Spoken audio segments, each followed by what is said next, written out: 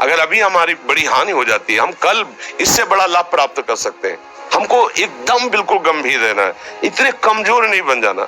अब वो गए तो क्या होगा, अब वो वस्तु गई तो क्या, पद गया तो क्या होगा, प्रयास किया था, ये पद मिला था, इससे बड़ा पद प्राप्त करूंगा, मैं इससे बड़ा महान बनूंगा। ठीक है, एक बार गिर गया, गलती हो गई, दंड भोगूंगा, फिर इससे ज्यादा संयम में रहूंगा। बिल्कुल मतलब एकदम फ्रेश दिमाग रखना चाहिए। और अपने लोग क्या है, जरा सी बात में एकदम पछड़ा कर लेते हैं, एकदम कमजोर हो जाते हैं। ये बिल्कुल ठीक नहीं है। हम जीवन भर की यात्रा की बात कह रहे हैं, भारी से भारी कष्ट में भी मुस्कुराना, तो हमें बल मिला है, हमें भगवान की कृपा का दर्शन हुआ है, हमें उनका दुलार दिखाई दिया है। अगर ऐसे तो भाग जाते, फिर परमार्थ में थोड़ी चलना होता है। आज जो आप सुन करके लाभ लेने की चेष्टा कर रहे हो ना, ये केवल प्रवचन नहीं है, ये जीवन है। अगर ये जिए ना होते ना तो ये इसका प्रभाव नहीं पड़ता, फिर वाणी का प्रभाव नहीं पड़ता। हम इसीलिए कहते हैं, जैसे आप लोग एकदम परेशान हो जाते हैं, तो बोलो क्या हमसे ज्यादा परेशानी होगी? दोनों किडनी खराब, दवाई लाने के लिए पैसे नहीं, पानी रखा है हम उठ के पी नहीं सकते, भीषण शरीर में कष्ट, भीषण बुखार, क्योंकि किडनी फेल, जरा में बुखार, खाने को क्या, रोटी मांग के लाओ। अगर वहां सब्जी मिलती तो लाल मिर्च ऐसी पड़ के मिलती थी कि पा नहीं सकते थे। आप सोचो, पानी लाना है तो मुझे लाना है, पीना है तो मुझे पीना है।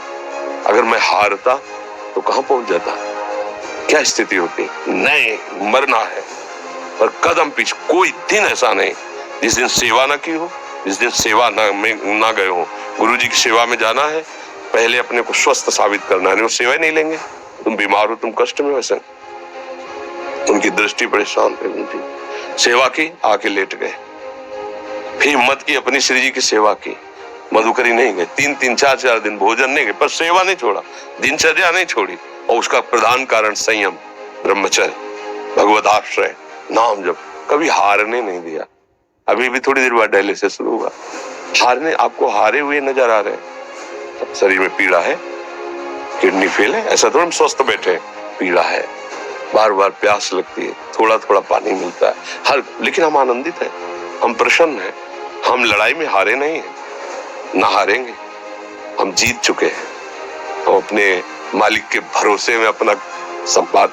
तो वो, ये हम अपनी बड़ाई नहीं बता रहे, हम आपको बता रहे समस्या। सोचो तुम्हारे पास तो माँ है, भाई है, बहन है, परिवार है, कोई ना कोई तो है ना। मेरा किसी ने कभी जीवन में ध्यान भी नहीं दिया, क्यों? बचपन से बाबा जी बन गए, किसी से प्यार नहीं, किसी से संबंध नहीं, कोई जानकारी नहीं, हम कहाँ हैं, वो कहाँ है, किसी से कोई मतलब नहीं। अच्छा, जवान साधु कौन श्रद्धा करे? कभी गांव जाने की हिम्मत नहीं पड़ती कि रोटी मांग ले, पता नहीं लोग क्या सोचेंगे, क्या भावना कर ले।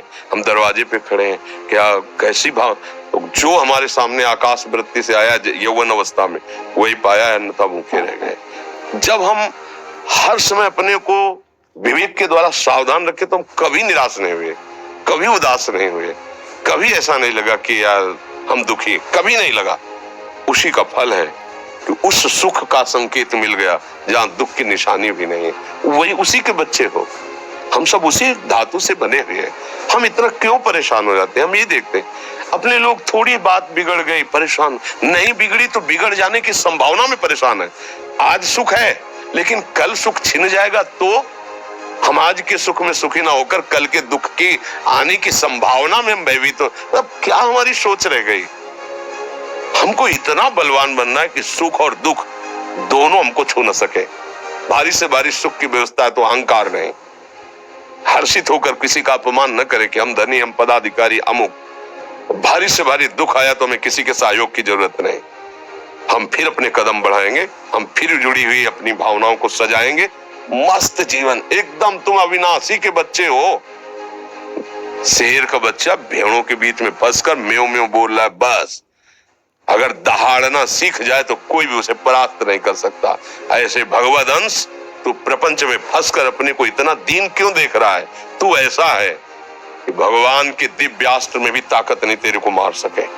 तू अविनाशी का अविनाशी बच्चा है, विनाशी भोगों को, विनाशी शरीर को मैं मान के इतना भयभीत, इतना दुख ठीक नहीं।